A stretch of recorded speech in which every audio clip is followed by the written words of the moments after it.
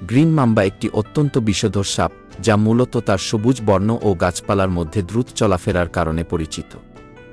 এদের শরীর উজ্জ্বল সবুজ এবং পেটের অংশে হালকা হলুদাভ, যা তাদের গাছের পাতার মধ্যে অদৃশ্য থাকতে সাহায্য করে। গ্রিন মাম্বার কামড় অত্যন্ত ঝুঁকিপূর্ণ হতে পারে, কিন্তু তারা সহজে মানুষকে আক্রমণ করে না।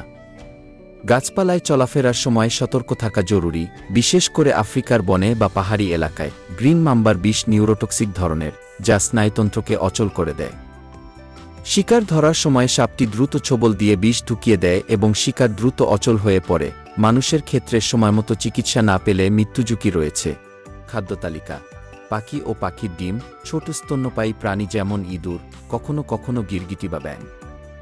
গ্রিন মাম্বা সাধারণত গাছে বসবাস করে। এরা দিনের বেলা সক্রিয় থাকে এবং রাতের বেলা গাছের পাতা বা ফাঁক ফোকরে বিশ্রাম নেয়, তবে অন্য মাম্বা প্রজাতির মতো অতটা আক্রমণাত্মক নয়। মানুষকে সাধারণত এড়িয়ে চলে। প্রজননের মৌসুমে স্ত্রী সাপ 4 থেকে 7টি ডিম পারে। 3 মাস পর ডিম ফুটে বাচ্চা জন্ম নেয়।